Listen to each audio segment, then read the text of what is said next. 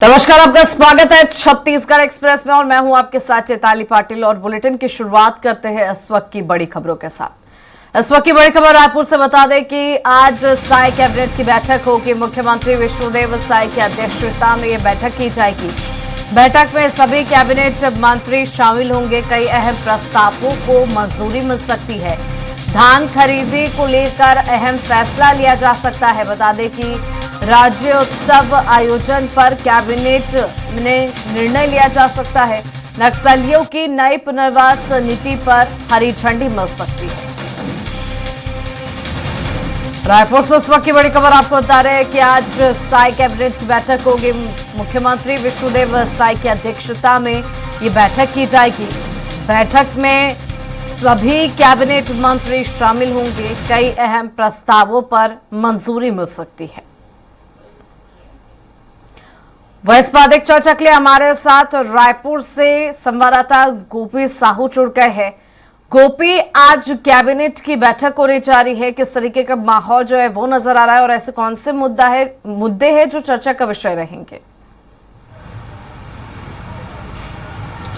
हाँ जी, बिल्कुल चैताली, आज साई कैबिनेट की महत्वपूर्ण बैठक जो है वो होने जा रही है। लगभग 1.5 महीने के बाद यह कैबिनेट है, इसके चलते काफी महत्वपूर्ण यह माना जा रहा है क्योंकि कई सारे अहम फैसले इस बैठक में लिए जा सकते हैं। मंत्रालय में लगभग 11:30 बजे यह बैठक जो है वो आहूत की गई है नए रायपुर के महानदी भवन में, जिसमें मंत्रिपरिषद के सभी सदस्यों के साथ साथ अधिकारीगण जो है वो मौजूद रहेंगे। बता दें कि इस बैठक में लगभग कई सारे अहम प्रस्ताव हैं जो जिसको मंजूरी जो है वो मिल सकती है। धान खरीदी की तारीख को लेकर इस बैठक में फैसला लिया जा सकता है। बता दें कि अब आने वाले समय में धान खरीदी की जो प्रक्रिया है वह शुरू होनी है। पिछली सरकार के दौरान अगर हम बात करें तो 1 नवंबर से धान खरीदी की जो शुरुआत है वो होती थी और इसे अब सितंबर के माह जो है वो आखिर में है। ऐसे में कुछ ही समय जो है वो धान खरीदी की प्रक्रिया में बचे हैं। इससे पहले आज इस बैठक में इसे लेकर चर्चा हो सकती है और उसके फैसले जो है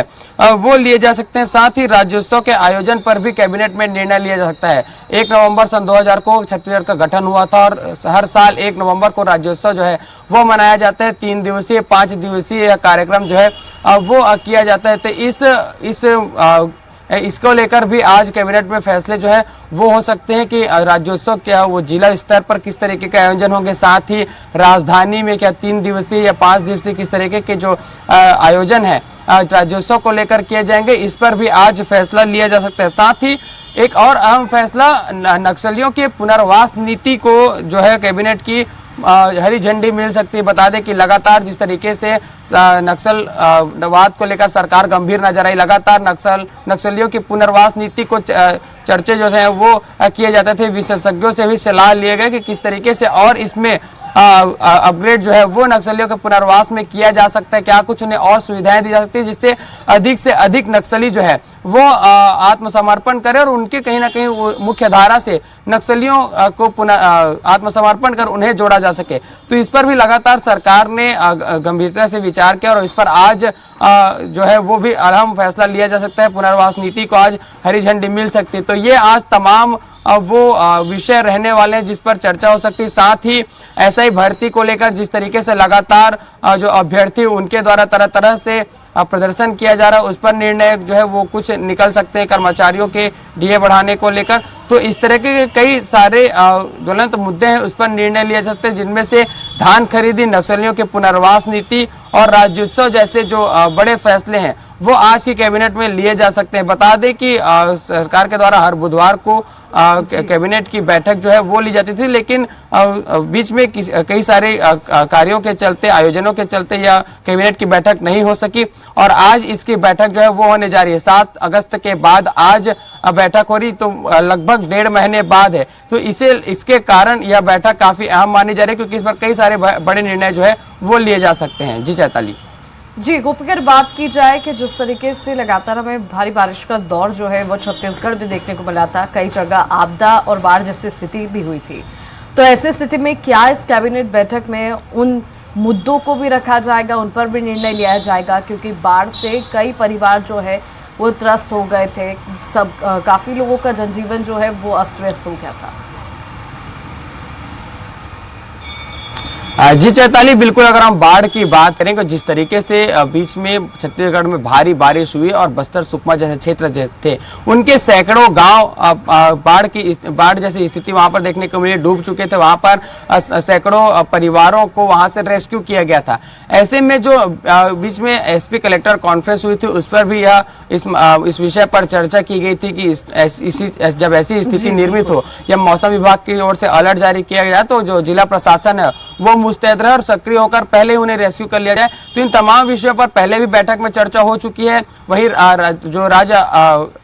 जो आपदा प्रबंधन है, जो विभाग है, उनके द्वारा भी इस पर बैठक लेकर कड़े निर्देश जो है वो दिए गए थे, उनकी व्यवस्थाएं की गई थी। तो कुछ जो चर्चा है जो इस विषय पर कैबिनेट में भी बिल्कुल हो सकते हैं कि उन्हें किस तरीके से और मदद की जा सकती है, तो इस पर भी बिल्कुल इस बैठक में चर्चा हो सकती है। तो जो भी 1.5 माह में जो भी बीते हैं, क्योंकि कई सारी घटनाएं जो है वो अभी प्रदेश में घटित हुई जो चिंताजनक है, ऐसे में सरकार इन तमाम विषयों पर गंभीरता से विचार करती है। कई सारी बैठक जो है वो ली गए हैं। अगर हम बात करें जादू टोना की बात तो उस पर भी 2 परिवार जो है वो पूरी तरीके से उजड़ गए। इस तरह की घटनाएं बलौदा बाजार जो मध्य छत्तीसगढ़ में वहां से सामने आई। साथ ही जो दक्षिण छत्तीसगढ़ है सुकमा से, वहां भी इस तरह की खबरें जो है वो सामने आई। लेकिन सुकमा की बात करें तो वहां पर लोग अधिक पढ़े लिखे नहीं है, शिक्षित नहीं है। लेकिन जब बलौदा बाजार में इस तरह की घटना घटित होती है तो ये चिंता का विषय रहता है। तो इन तमाम विषयों को लेकर भी आज की कैबिनेट में चर्चाएं हो सकती है। जी गोपी, अगर बात की जाए कैबिनेट बैठक की तो क्या समय दिया गया है, कितने बजे बैठक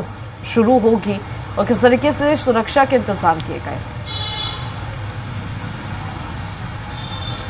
जी बिल्कुल, अगर हम कैबिनेट की बैठक की बात करें तो महानदी भवन यानी मंत्रालय में लगभग 11:30 बजे इस बैठक की शुरुआत हो गई। 11:30 से 1 बजे तक इसका समय दिया गया है। लेकिन जब कैबिनेट की बैठक होती है तो जो समय है वह विषयों के हिसाब से आगे बढ़ जाते हैं। लेकिन अगर हम आधिकारिक रूप से बात करें तो इसके लिए 11:30 से 1 बजे तक का जो समय है वह रखा गया और लगातार सरकार जो कैबिनेट की बैठक है वह मंत्रालय में करती है ताकि मंत्रालय में भी व्यवस्था बनी रहे और अधिकारियों में कसावट लाई जा सके। लगातार यह जो भाजपा की सरकार पिछली पूर्ववर्ती सरकार पर आरोप लगाती है कि कैबिनेट जो है वो निवास से चलते थे, क्योंकि पहले जो कैबिनेट की बैठक होती थी वो मुख्यमंत्री निवास में आयोजित की जाती थी और वहीं से ही बैठक में सारे निर्णय लिए जाते थे। लेकिन जब से भाजपा की सरकार बनी तब से जो सारे बैठक है वह मंत्रालय यानी महानदी भवन में होते हैं और वहीं से ही जो सारे निर्णय है वह लिए जाते हैं। फिलहाल मंत्रालय में बैठक के बाद, कैबिनेट की बैठक के बाद जो ब्रीफिंग है वो उप मुख्यमंत्री अरुण साव के द्वारा की जाएगी और सारी जानकारी दी जाएगी कि उस बैठक में क्या कुछ निर्णय लिए गए।